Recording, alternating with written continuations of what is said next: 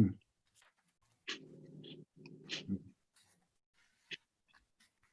Mm.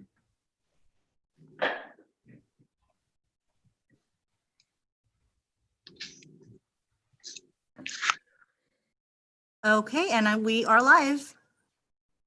Okay, I'm calling the meeting to order for the June 16th, 2020 Marin Municipal Water District.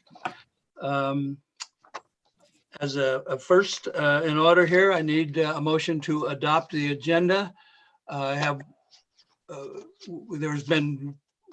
We're amending the agenda to remove item number 2 from the consent calendar, from the agenda altogether. And with that amendment, can I get a motion to approve the agenda? So moved. Second. All in favor? I guess we need a roll call. Yes, so we're just gonna go ahead and do a roll call. Thank you. Director Bragman, Aye. Director Kohler, Aye. Director Quintero, Aye.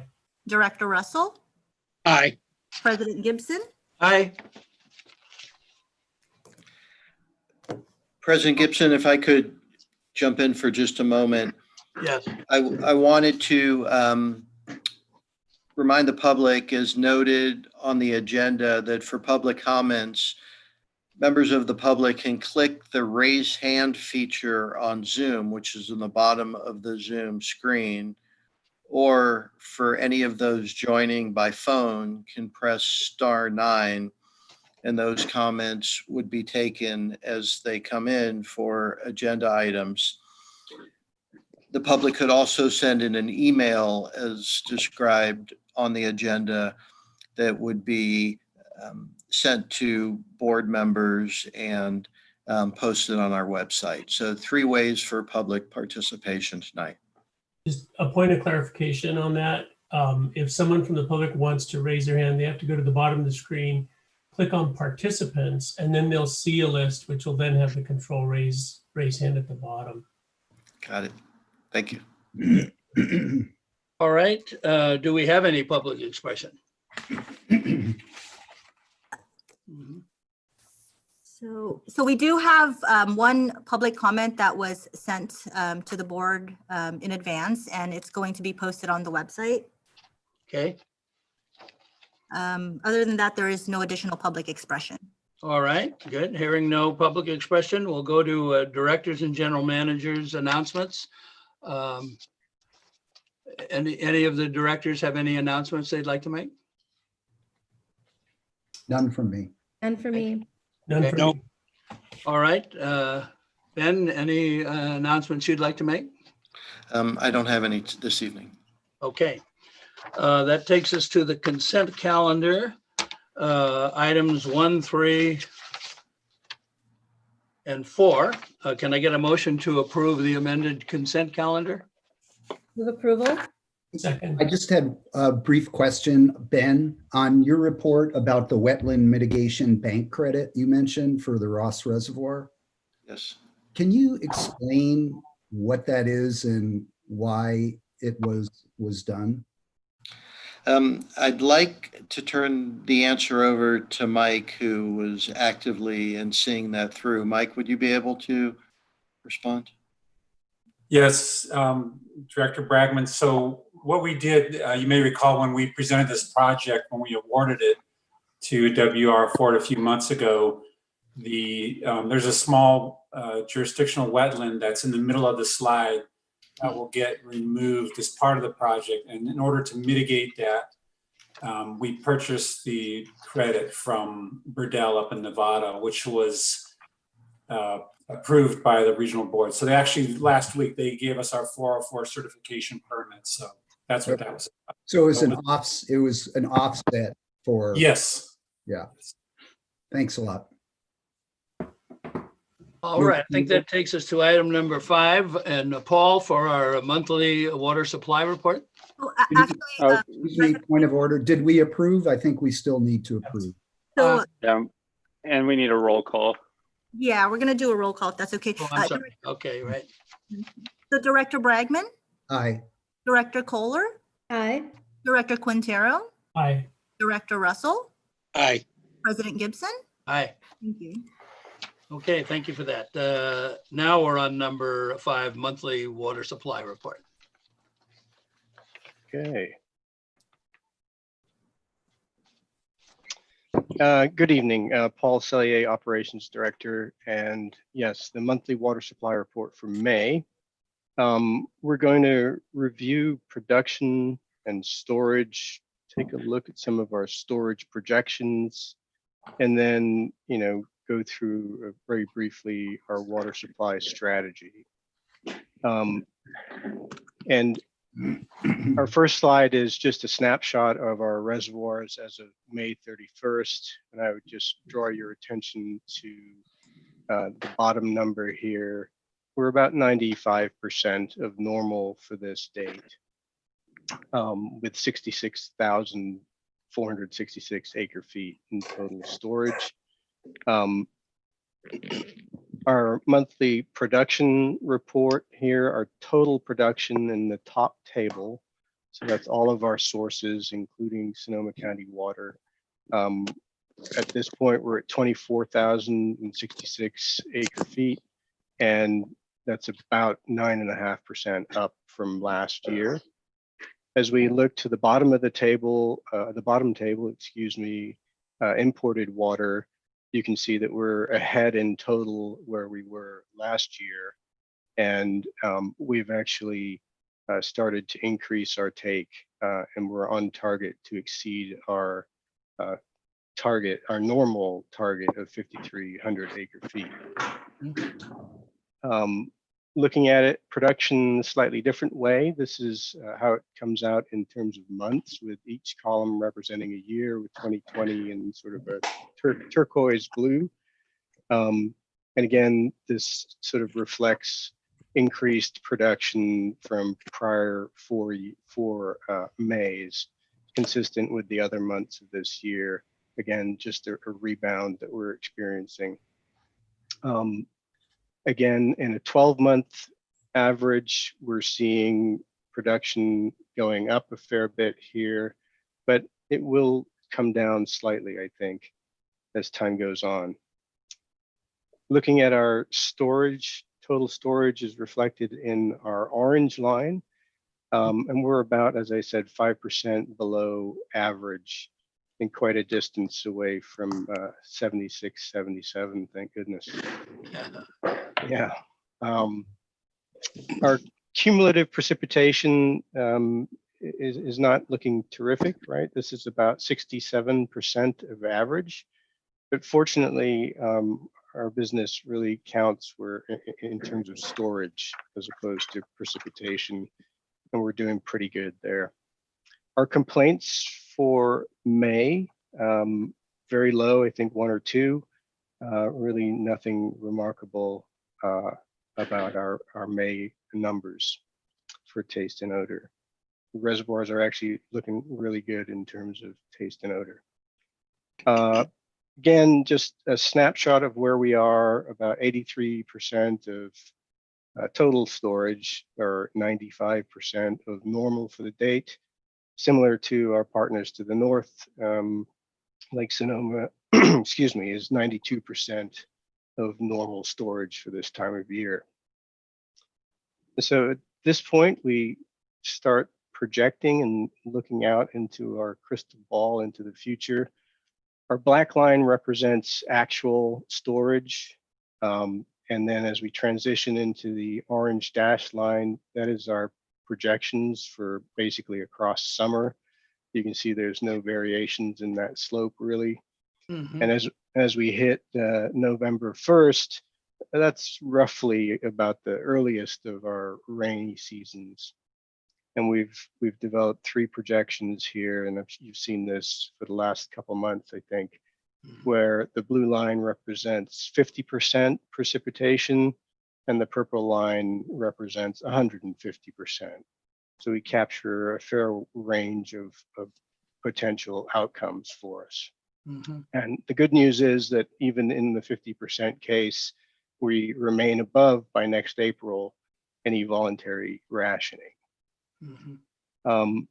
And in sort of comments that I heard, we heard a couple months ago or maybe a month ago, it might be interesting to look at these charts across more than 1 year. And this is an attempt to do that. Again, similarly, as the previous chart, the black line representing actuals and the orange line are transitioned through summer this year. And the first part of these curves you've looked at up to April of 21 on the previous slide. And we've extended this pattern of rainfall, 50% rainfall, out for another, essentially, this is over 3 rainy periods, right, where we're seeing this number. And interestingly, we are below, right, 25% rationing, but it's not, as disastrous as we might think. Mhm. One thing to bear in mind as we look at this, the question came to my mind anyway, was how often does this actually happen, where we get consecutive years of less than or equal to 50% of rain? And in our 144 years, that's never happened. While past performance is no, guarantee of future, it's just an indicator and a data point for us. Mhm. And the green line, as in the other chart, is just our average rain. And again, the purple being 150% of that. So projection wise, that's what it looks like over 2. And we have looked at this over a longer period of time. But I think this is a pretty good snapshot of range of possibilities. That's what our projections look like. Our supply strategy moving forward, as I say, based on comments we had in conversations with staff, we did start increasing our purchases from Sonoma County Water Agency on about May 22nd. And we are on track to exceed our normal allotment of 5,300 acre feet by July 1st. The slide here in front of us represents a couple of things. The gray bars here represent what we would do in a normal year. So if we had regular rainfall, this would be our typical pattern, and we would purchase about 5,300 acre feet across the 12 months from July to June. Because we're in a dry year this year, we're looking at front loading our water purchases. So we're effectively stacking up some of these grays earlier on. And you can see the numbers these are targets are quite a bit higher than what we might normally do for this time of year.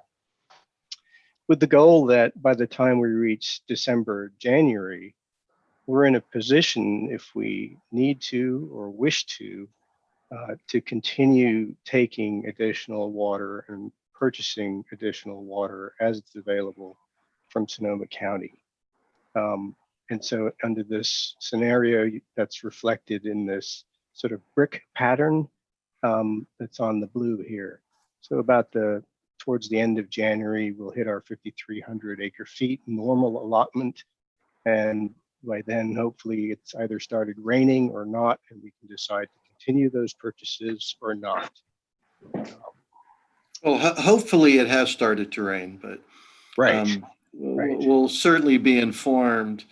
And I did want to reflect for a minute that I think the strategy that Paul has come up with, what we're going to learn as we do it, and it may be, and we'll be talking to the board about it, a better approach even to do on a routine basis once we make some system modifications that will make this a bit easier to operate in this mode, because it really does provide us that back end of the year flexibility that we wouldn't really have otherwise were it to turn out to be a rather dry year. So I think it's very thoughtful, this approach, and we'll be informed this year as to how we should go forward in the future, even if we aren't in a notably dry year.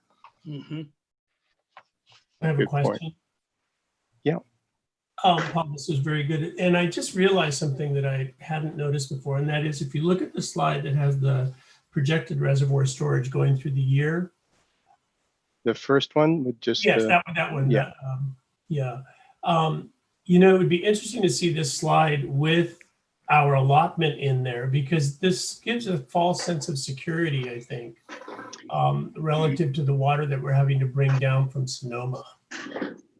So this slide does reflect our allotment. It does not reflect, excuse me, the over allotment Right. component. I guess what I'm thinking is, I think that for the most members of the public, looking at this, it's assumed that this is our reservoir storage. I see. You see what I'm saying? Yeah, I see. Yeah. And so I don't have the solution, but if there's a way that you could look at this so that it shows that we are in fact at this level because we took in, X acre feet from Sonoma, I think it's just important to see that, because again, for me, it creates a false sense of security, really. Because there is no alternative if we don't get the water from Sonoma, I guess is my point. Right. Yeah, we can certainly do that. Yeah, it's a thing, and I'm not saying how to do it, but if you could. Yeah, we can take a look at how to do that. Thank you. Yeah, sure. Good, good. Very good. That makes sense to you guys? So just last slide very quickly to summarize, we began front-loaded purchases of water May 22nd on target to exceed our 5,300 acre feet for the year. And we'll have ongoing front-loaded purchases starting again in July 1st and continuing ongoing demand management throughout the summer and beyond. We're going to continued in close monitoring of our demand and storage as we move along and adjust those projections as best we can. Our weather outlook, as we hit the sort of predictable period of our weather, it's for the next 10 days, dry and warm. I think a projection of 90 degrees for Thursday here in Corte Madera. And that concludes my presentation tonight. Any, Paul, could I, go ahead. sorry. Yeah. So this year, we notified State Water Quality Board that this is a dry year, so we're releasing less water. Yes. Isn't that gonna kind of flatten the curve, not to use an expression that is overused? Right. Yeah. The release water the difference in the release water is about 2 CFS across the summer.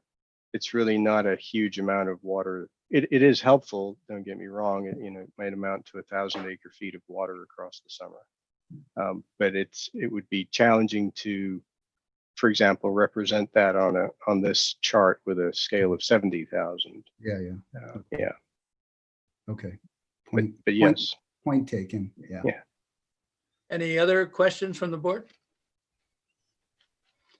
Okay, do we have any public comment on this matter?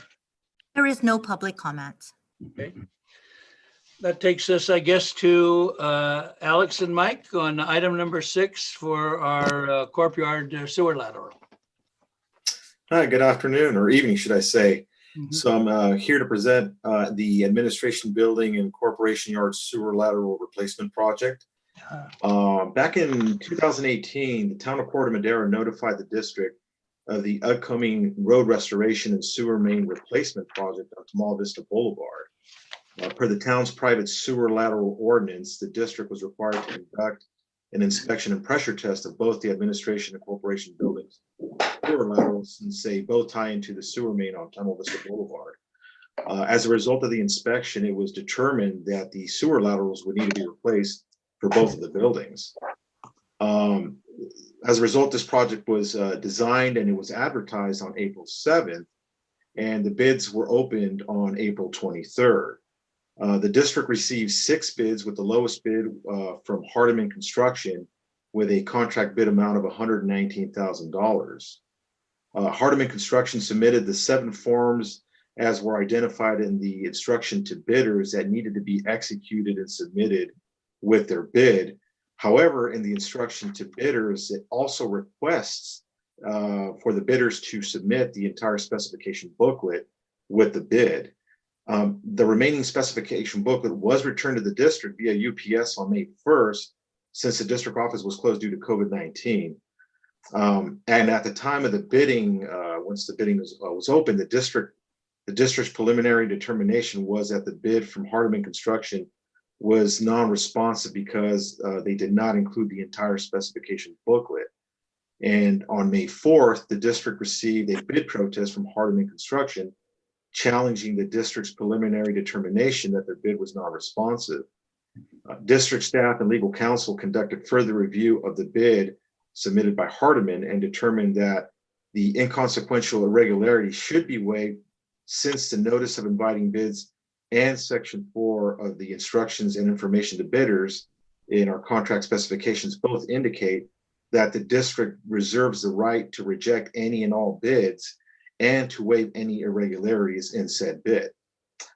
So as a result of all this and all this being considered, the staff recommendation for the board is to approve resolution 8580, waiving that failure to return the copy of the entire specification booklet with its bid and as an inconsequential bid irregularity, and authorizing the award of contract 1920 to Hardeman Construction at their bid price of $119,000. All right, questions from the board? Why do we require them to return the bid booklet with their bid? That is something that I am currently working with our legal counsel to change in our specifications. So we do not require that. Yeah. Okay. Okay. All right, any other questions from the board? Any comments from the public on this?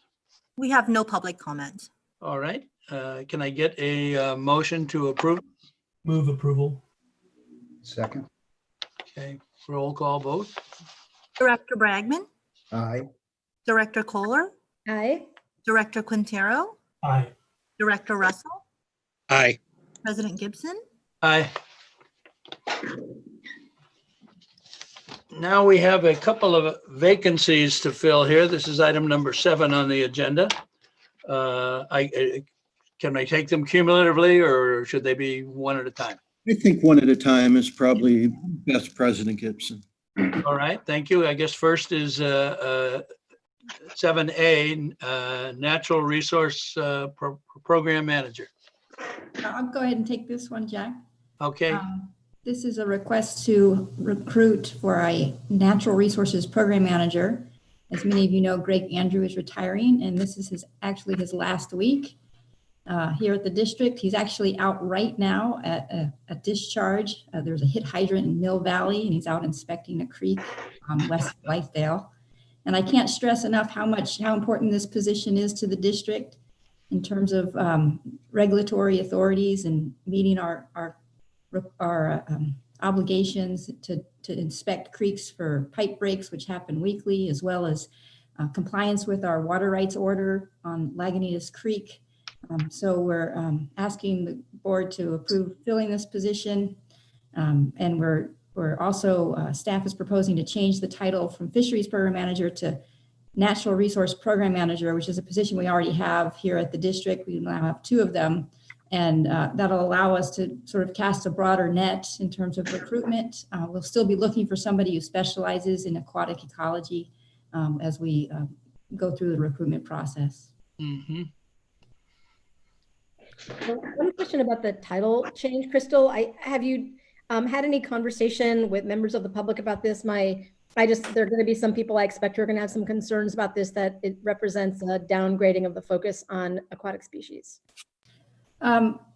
We have talked generally with the public, but no specific meetings, especially given the COVID outbreak. But this position, it's important not only because of the Lagunitas Creek support that it provides, but we also have a lot of wetlands and watershed projects within the watershed itself that require a specialist in terms of aquatic resources. So we're certainly not going to away from that necessity, and we will be looking for somebody with that specialty, and we will be modifying the job description to be sure that when we send out the advertisement, that it's clear that that's what we're looking for. Okay. If you could run the job advertisement past the board, and I think past some of the regular members of the public, again, not that they will be making decisions, but I think it would be a courtesy to give them the opportunity to review it and give you some feedback before it goes final. And you know, people have been very involved with this issue for a long time and feel very passionately about it. So I want to be sure that they feel that they are being engaged in this process and that they're being heard. That comment actually reflects a generalized complaint I've been hearing about the water district, that on our watershed activities, we are generally moving in our staff more to generalists and away from specialists. And it comes to us in a critical way. So at some point, we probably at a watershed committee or something want to address that issue, I think, in a general sense, you know. So I have a question. And so we have a contingency plan of sorts if we're unable to attract somebody with an aquatic background, that we will be then contracting for those services? I think, yes, Director Quintero, that we are not going to compromise in the recruitment process, and staff does very much recognize the value, particularly as it gets closer and closer to Greg's retirement. Maybe I'm speaking for myself, but I do know Sean and Crystal are very focused on replacing Greg with a comparable candidate. And if we need to extend the recruitment, we will until we find the right person, and we would bring on contract help to maintain the operations and compliance and all the great work that Greg does. Could also note that Greg was busy making sure that all of our monitoring contracts were in place prior to his departure. So we just completed a momentous task of getting everything in order before he walks out the door. And he's done an excellent job of transferring his knowledge to staff. We've been working for months to get documentation from him and to meet with him regularly to ensure that there's consistency upon his departure. Mm-hmm. Yeah. So under that agreement with the state, the WR 9517 that you mentioned in Greg's resolution, you know, I know they're interested in what we're doing in the watershed. So whoever the candidate is going to have to, you know, comply. We're going to with all those specifications. So, you know, it's something we need to keep in mind as we go through this recruitment process. And we still will have Eric Etlinger. So we're still going to have a specialist. So, but, you know, we have a lot of obligations to the watershed that are going to have to be covered by this recruitment. Okay, any other questions from the board on this? Any comments from the public? There is no public comment. Okay, can I get a roll call vote, a motion, I guess, first on 7A? I'd move approval. Okay, Second? all right, got a motion and a second. Roll call vote? Director Bragman, Aye. Director Kohler, Aye. Director Quintero, Aye. Director Russell, Aye. President Gibson. Aye. 7A, Control Systems Administrator. 7AB, I should say. I'm sorry, 7B, Control Systems Administrator. Yes, good evening, Paul Sellier, Operations Director again. Seeking approval to recruit and hire a Control Systems Administrator position. We have an impending retirement in the Operations Division, and our Control Systems Specialist is retiring August 1st. This is a position that essentially takes technology that is constantly evolving and allows it to be placed out in the system in the form of, flow meters, pressure transducers, temperature sensors, level sensors. And the job of the control systems administrator is to make those pieces of equipment interface with our SCADA system. All right, our control system software we refer to as SCADA allows us to essentially run the water system from Corte Madera. And technology is playing an ever increasing role in water systems. And we need to make sure that we recruit and hire the right talent.